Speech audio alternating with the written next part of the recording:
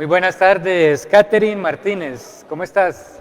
Muy bien, gracias. Mucho ¿Desde gusto. dónde vienes, Catherine? De Guatemala. Vienes de Guatemala.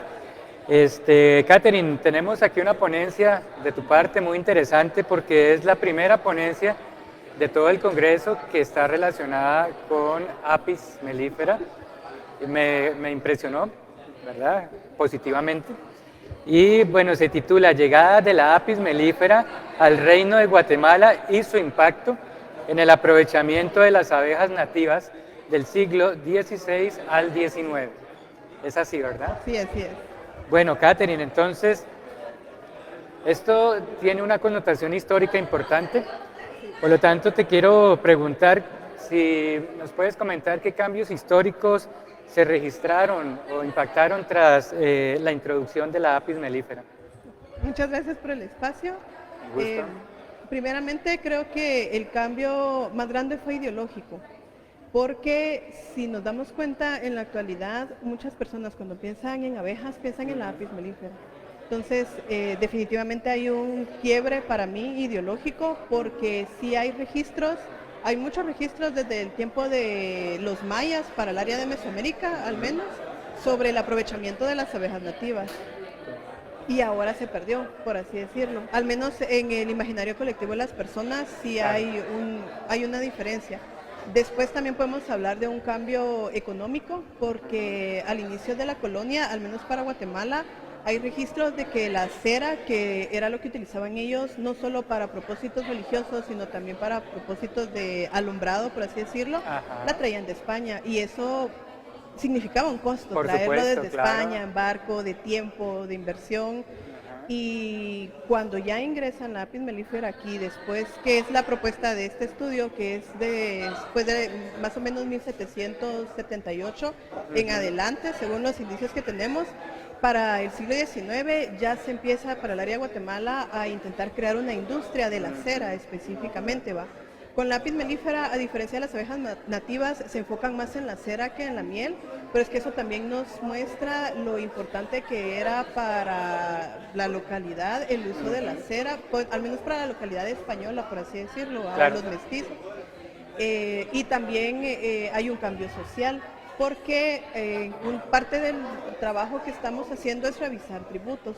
Y los tributos en los primeros 3 siglos, por así decirlo, siglo XVI, XVII y mediados del siglo XVIII, mencionan tributos de miel blanca a veces, creemos que es de miel.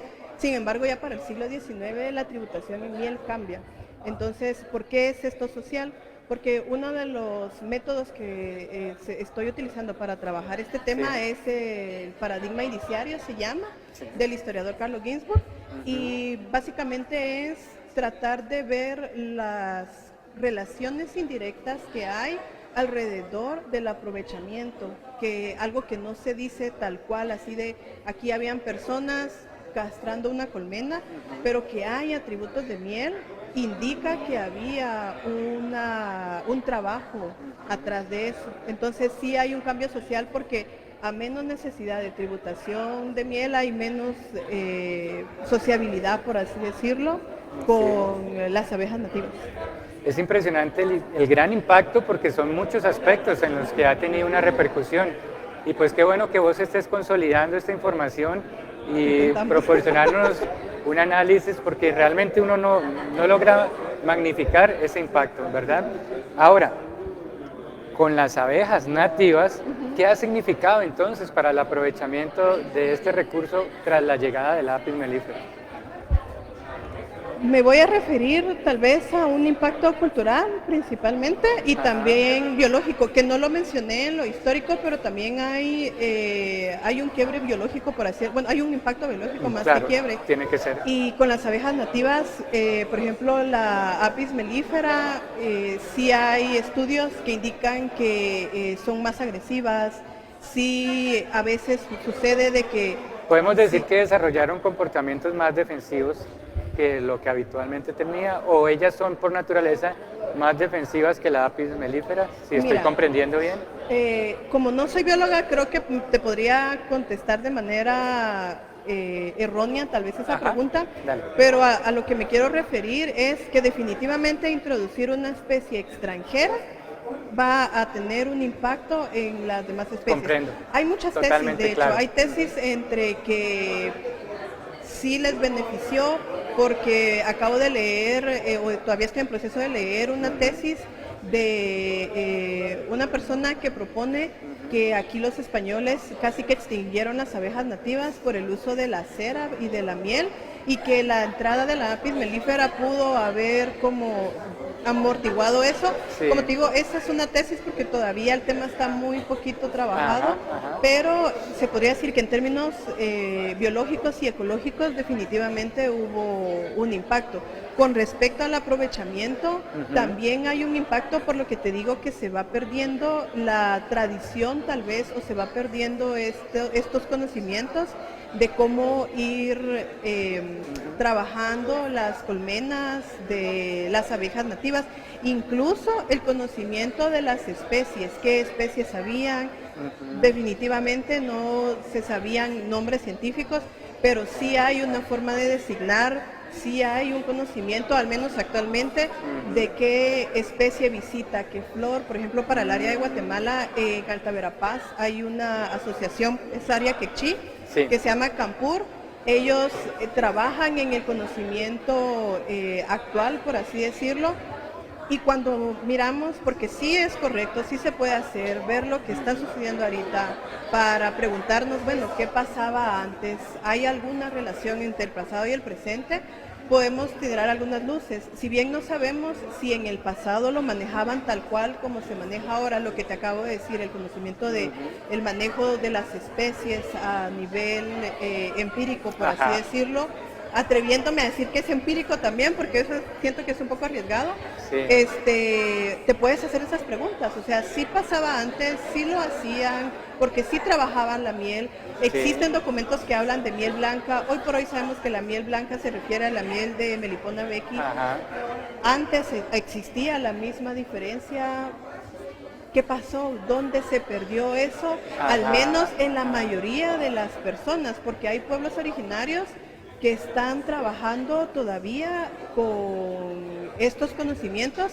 Y entonces a mí la pregunta que me surge, que también es un poco arriesgada, al menos desde el área social, desde el área de la historia, es si este conocimiento moderno, por así decirlo, o actual, tiene una conexión, y cuál es su conexión con el conocimiento que definitivamente vino a modificar o a disminuir la apis mellifera, porque quienes más trabajan las abejas nativas hoy en día son los pueblos originarios. Y es que tú lo mencionas como una pregunta arriesgada, pero realmente yo también tenía esa pregunta, porque también, no solamente en Guatemala, sino a nivel de Mesoamérica, ¿cómo podrías visualizar un paralelo entre esta situación de la introducción de apis mellifera con el resto de Mesoamérica?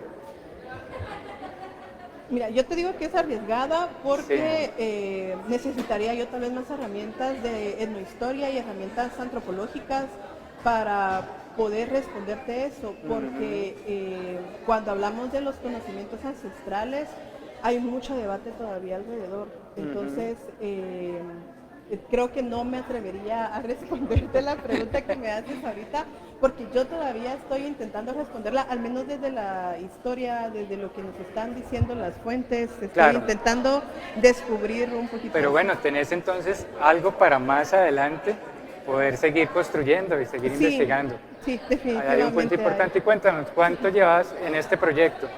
Desde que iniciaste la investigación. Desde el 2022. 2022. Inicié buscando solamente información de abejas nativas, que sí la hay, no es tan evidente tal vez como cualquier otro tema que uno pueda buscar. Por ejemplo, sí hay temas agrarios que sí son un poquito más fácil de ver. El tema tan específico de las abejas nativas, y que, dicho sea de paso, se tiene que hablar como abejas nativas, porque no puedes ir y buscar Melipona becky, doncellita, que es la Tetragonisca angustula, por ejemplo, o Trigona fuliventris, que son como las que más conozco yo. Tú llegas y no vas a encontrar eso en los textos, entonces tienes que generalizarlo, porque no puedes llegar de forma tan específica. Entonces, todo eso me ha tomado desde el 2022, ir buscando poco a poco en un acervo documental enorme. Claro, eso ha sido un reto para poder llegar a tu investigación. Pero Catherine, también ya para finalizar esta entrevista me gustaría conocer de toda esta experiencia que has tenido, cuál ha sido el dato o la situación más impactante de este proceso que quieras compartir con los participantes de este congreso con respecto a esta ponencia tan bonita que has hecho. No sé. De tantas cosas, me imagino. Sí, porque como ya te había mencionado, es esta diferencia de conocimientos acerca de la apis mellifera versus las abejas nativas. Eso creo que me ha impactado trabajar con las personas, porque en Guatemala celebramos el Día Mundial de las Abejas, y entonces llegan las personas y primero los disfraces con el marketing que han hecho también alrededor de la apis mellifera. Es el 21 de mayo. Sí, creo que es el 21 de mayo. Nosotros lo celebramos el domingo más cercano al 21. Ajá. Y yo sí he preguntado, bueno, ¿sabían que no todas las abejas pican? No. Y dice, ay, es que a mí me han miedo las abejas porque me puede picar. Yo, es que no todas las abejas pican, va.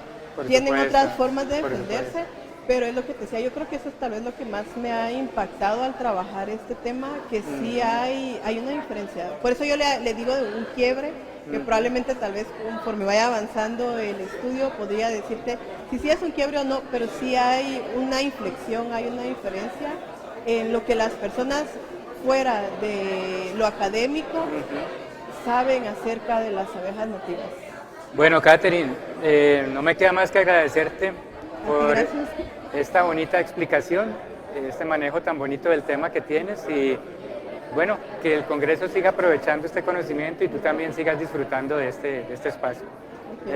Ahora te voy a invitar a que pases al stand de Manzaté para que te puedas tomar una tacita de té bien rica, bien calientita, ahora que terminamos el espacio de almuerzo. Muchísimas gracias, Leo.